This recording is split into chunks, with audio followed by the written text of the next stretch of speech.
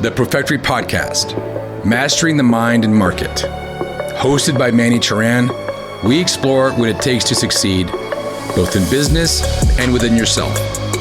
From strategy and business growth to mindset and resilience, we provide the tools to lead with clarity, confidence, and wisdom.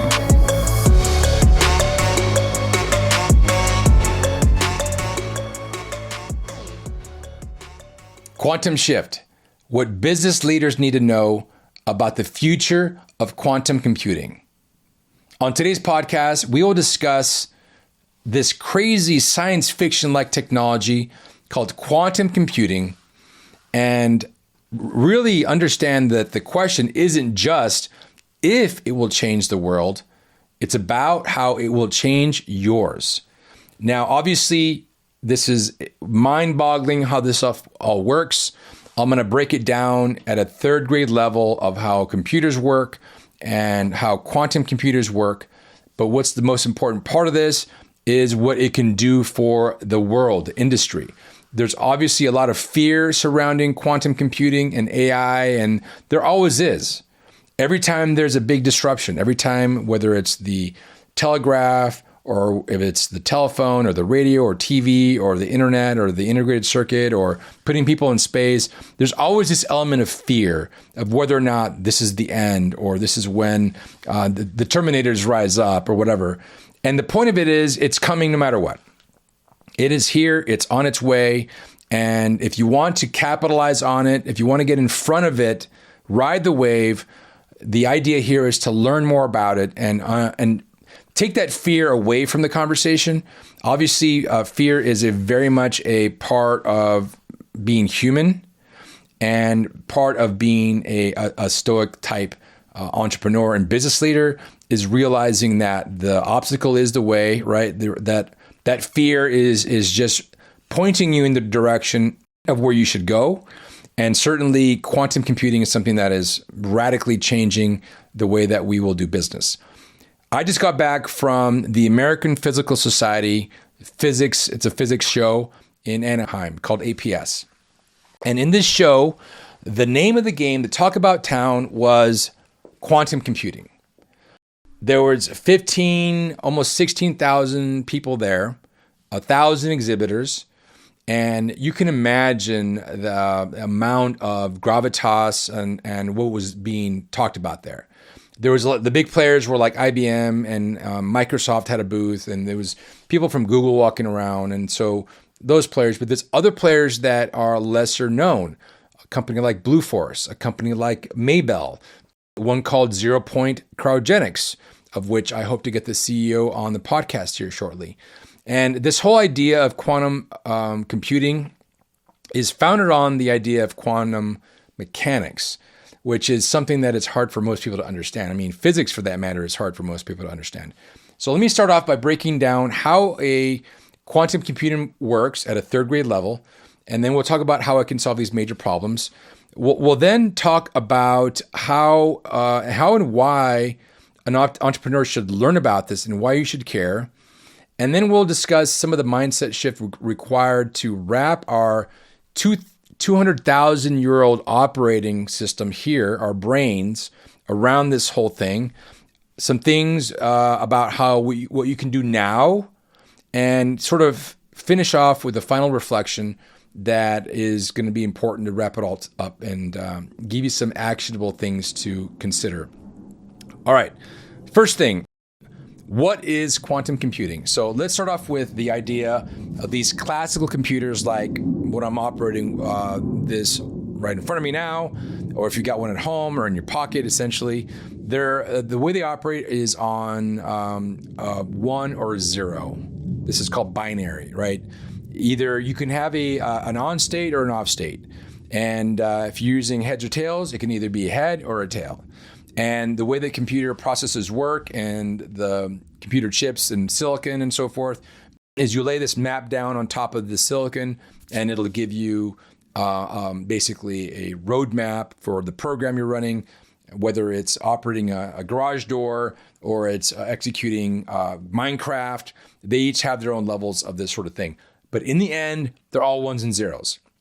The higher up you go, the more levels of abstraction and the easier for us to wrap our mind around. So fundamentally, ones and zeros. As you go higher, you start getting to assembly language, you start going into C, C++, Python, some of these higher level languages.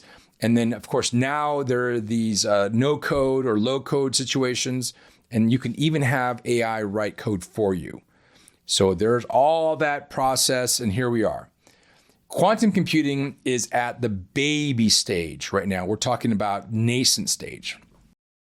Even though there's all these big players, universities, you name all of the big boys, MIT, Stanford, Oxford, they're all working on this. National labs, big, giant corporations all have a stake in some levels if they're tech companies or financial companies. Because certainly the revolution is already started. It's just the groundswell, very ground level. So quantum computers work on a different way. So if you think about that example I used earlier of the heads or the tails, the way that quantum computers work is there's a third one that is actually both. So if you hold a quarter in your hand, it's a head or a tail, but if you spin it in the air, it's kind of both at the same time.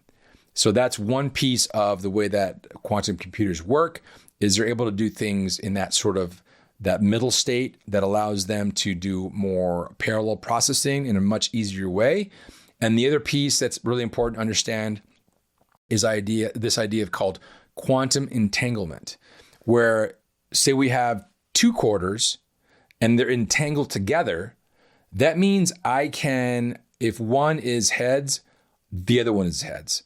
If one is tails, the other one's tails. And if one is both, the other one's both. It's hard to understand that, but that's fundamentally the level of how they operate.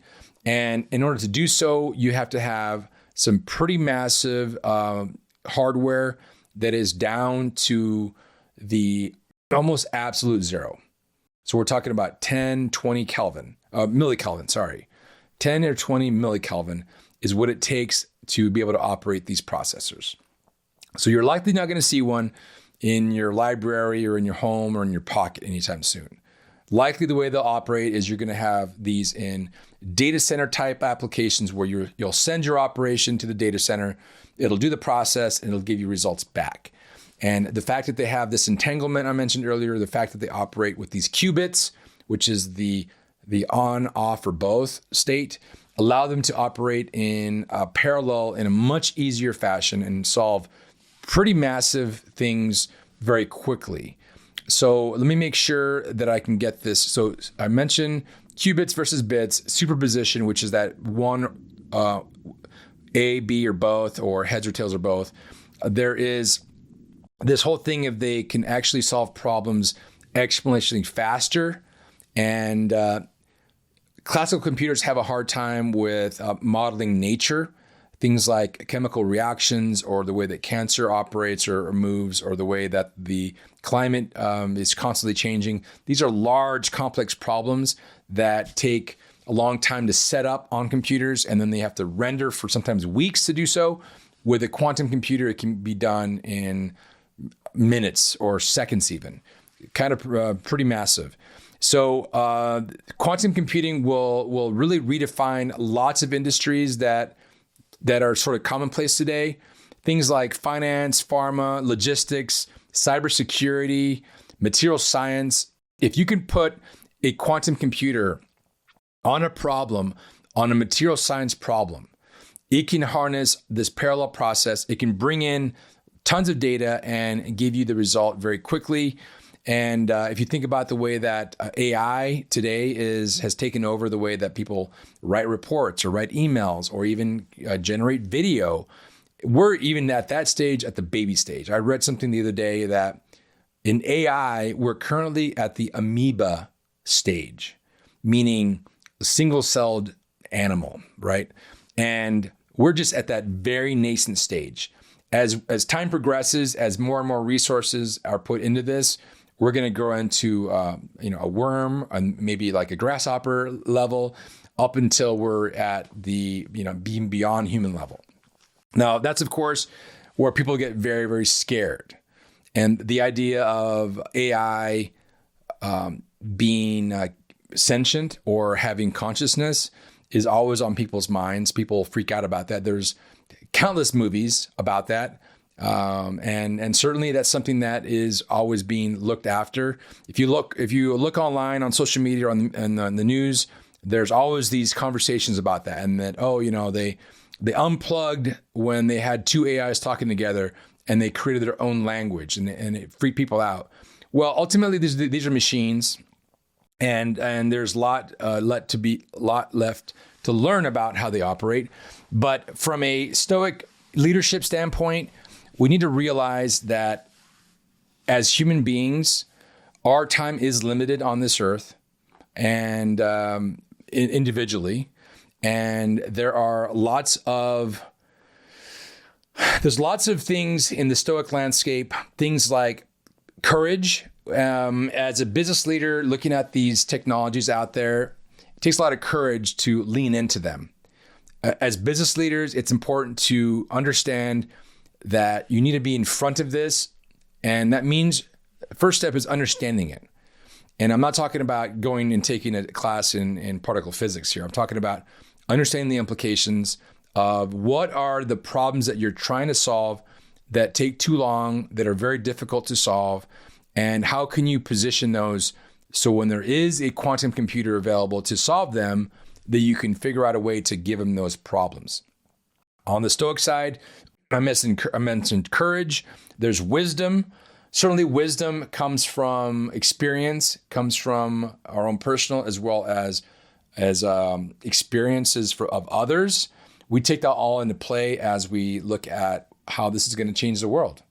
If you marry quantum computers with AI, what can it do in that situation? Is that when quote unquote consciousness will take place? Or will it then be able to solve pretty major problems like find the cure for cancer? Hey, AI, this is the way the human body works. This is the map of how the human body works to the best of our ability.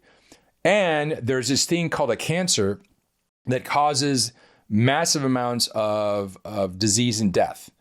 Here are all the world's resources on papers and metadata and studies. Feed it all into this quantum computer, push a button, walk away, grab a cup of coffee, come back, have the answer. Now, just like in life, that may not be the answer. It may be a answer. You take that answer and you go and you give it a shot. You try it out. You do some testing to it. So you can kind of see how these things start to become powerful and can have these pretty massive implications for life. For those that have been touched by cancer, for those that have been touched by weather, just imagine being able to understand the weather in a way that you can find tornadoes that might occur days before they do, just by looking at these giant global patterns, right? That we don't have the ability today to understand. Logistics, finance, these are all places, pharmaceuticals, being able to tell the AI or the quantum computer, this is the way a cell operates. This is a diseased cell. This drug, we're having a hard time doing this certain thing with this drug. Here are all the papers. Go find some solutions. And at the end of the day, it gives you a material science printout of what you need to do and develop so you can solve that problem. So these are the things we're talking about. Let me go back to why entrepreneurs should care. The thing about, I mentioned earlier that it'll redefine these industries.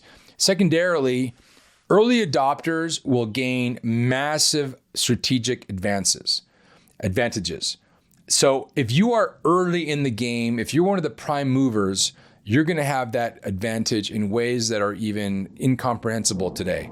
And that goes for all these industries I mentioned. Thirdly, markets will be disrupted.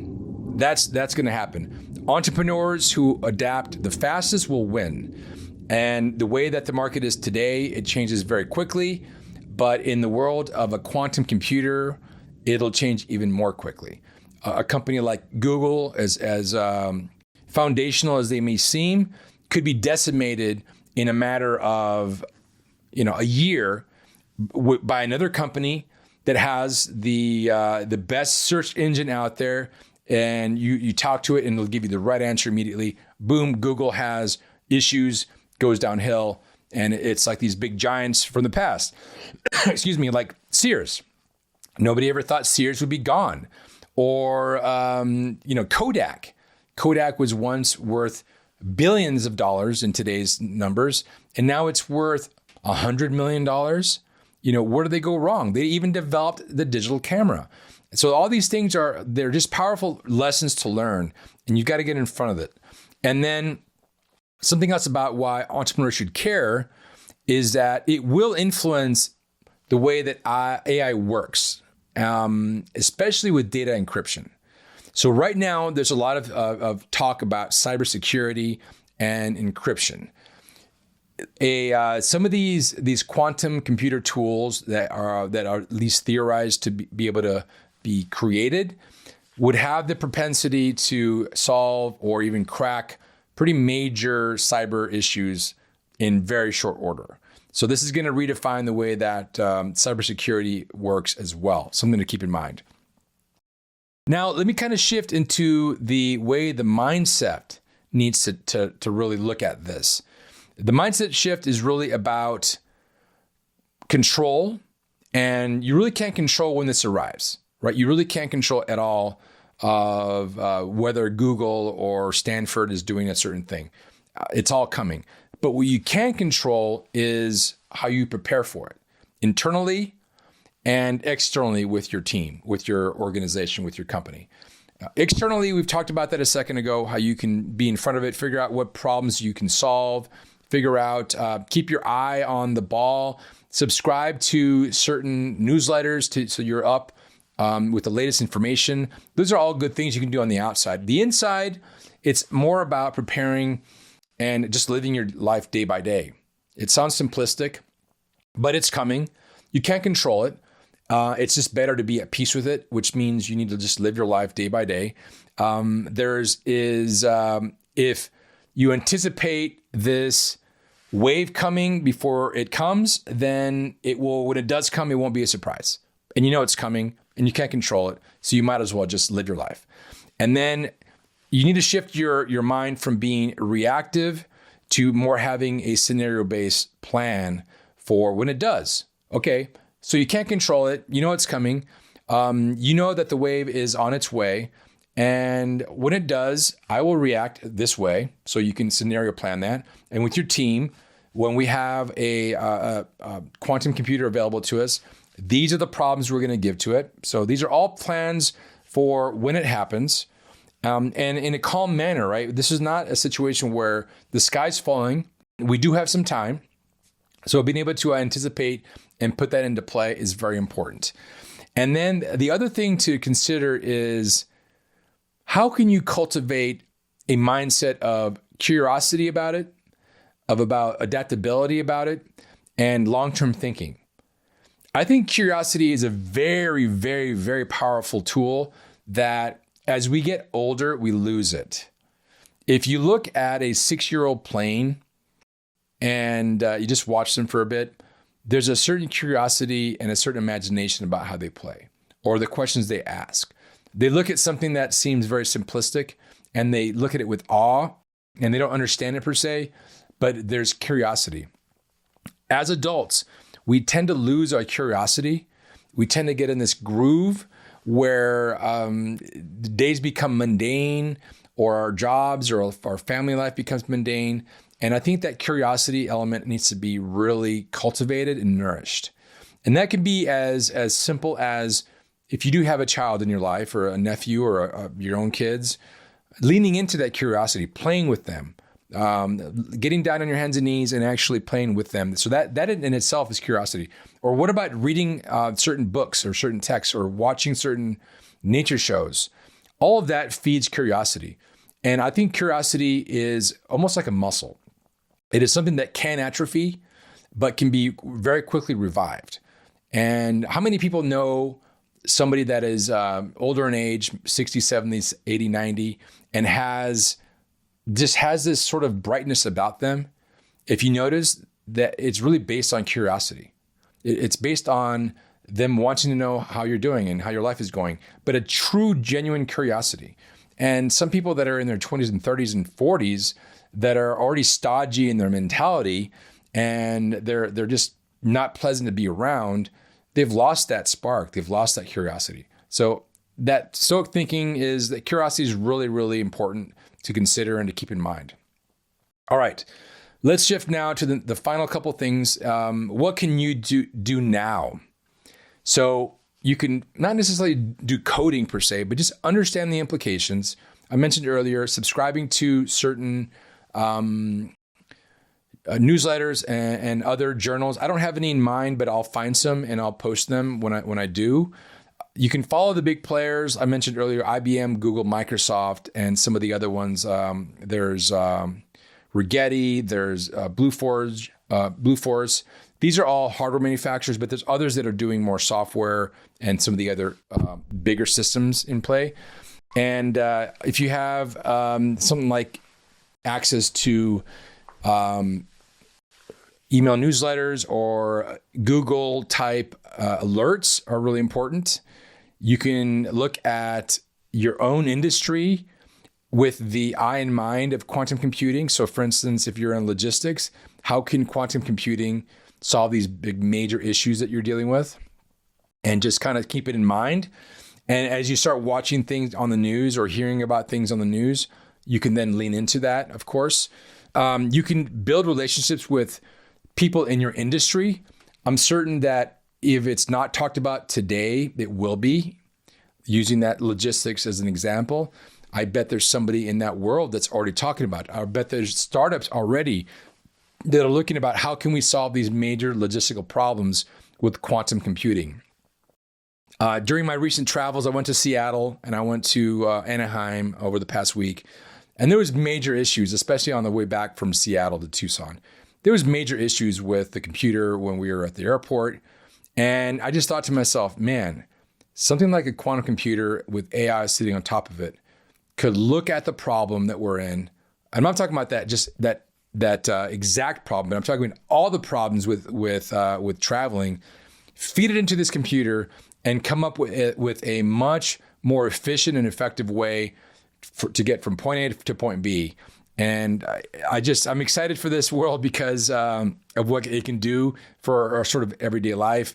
Going up to the ticket counter and trying to solve your problem and walking away with, again, we can't control that. So the guy before me, however, was not the same way. He got very upset. He was yelling and screaming.